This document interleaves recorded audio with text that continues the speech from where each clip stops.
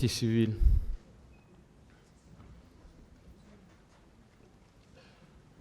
Merci, Monsieur le Président. Merci, les honorables assesseurs. Moi, j'ai une proposition de solution à soumettre au tribunal par rapport aux problèmes posés par la défense.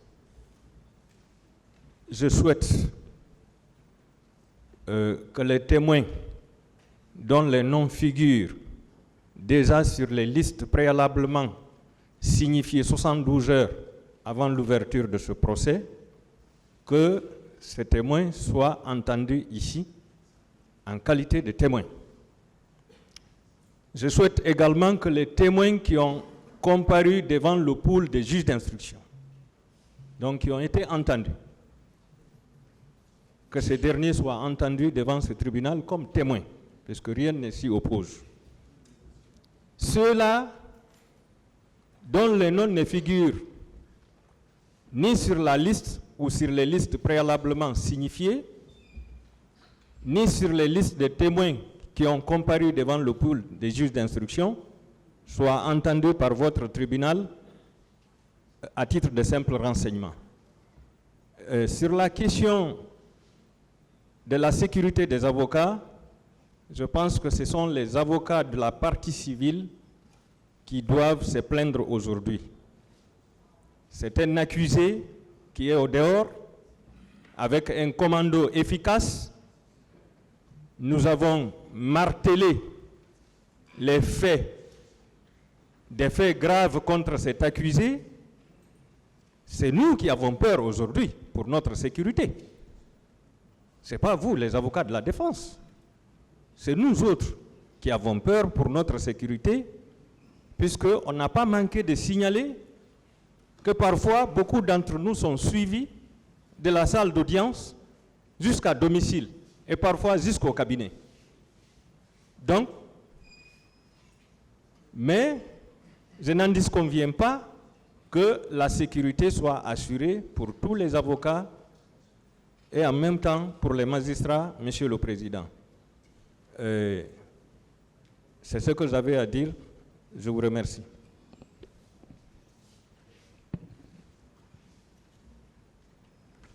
Je vous remercie, Monsieur le Président, de m'avoir donné la parole pour donner notre position par rapport à l'opposition faite par la défense à la déposition des témoins ce matin. Monsieur le Président, cette opposition soulevée par la défense s'est axée sur deux éléments. Le premier élément, c'est la supposée absence de notification ou de signification de ces témoins préalablement, conformément à l'article 390. Et le second élément, c'est la supposée absence de nom.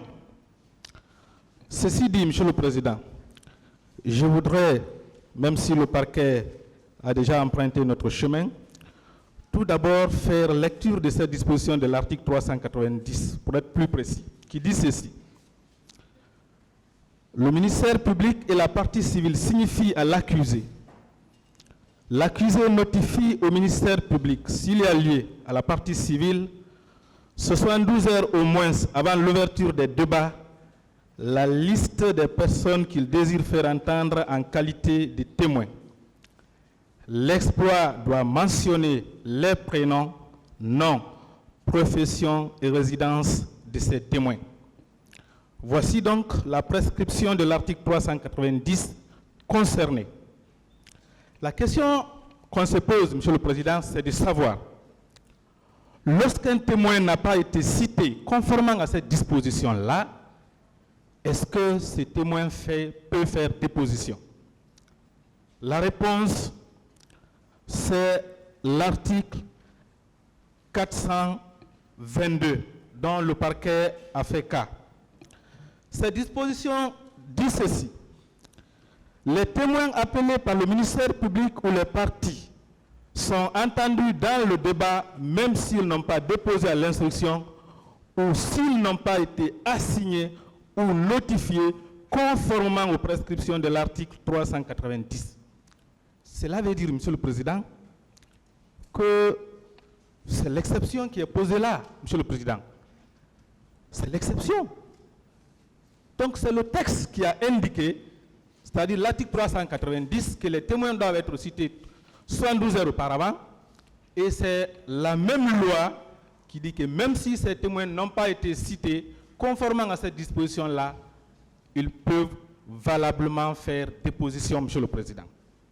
Donc pour nous, le problème est résolu. Dès lors que la loi dit que cette disposition-là peut ne pas être observée et que les témoins déposent, Monsieur le Président, nous pensons que ces témoins-là, il est essentiel qu'ils déposent. Parce qu'il faut savoir qu'un témoin n'est pas pour une partie. C'est quelqu'un qui vient porter à la connaissance du tribunal ce qu'il connaît de l'affaire, Monsieur le Président. Je ne vois vraiment pas pourquoi on s'opposerait à sa déposition parce qu'il n'aurait pas été cité conformément à l'article 390. Il est évident qu'on s'interroge sur la question de savoir est-ce qu'une personne peut déposer devant le tribunal sans qu'on ne connaisse son identité, même si cette personne est un témoin, Monsieur le Président. Sur cette question, l'article 424 est là pour apporter la lumière à votre tribunal.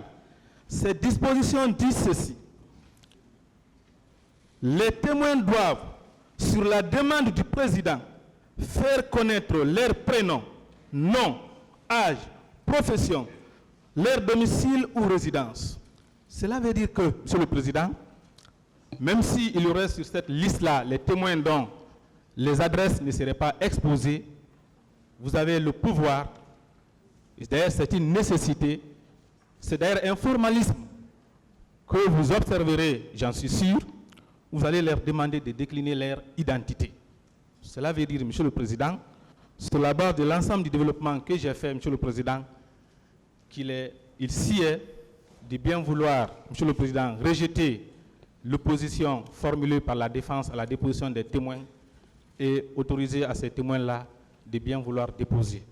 En le faisant, Monsieur le Président, je pense que vous aurez une nouvelle fois fait une saine appréciation de la règle des droits. Je vous remercie.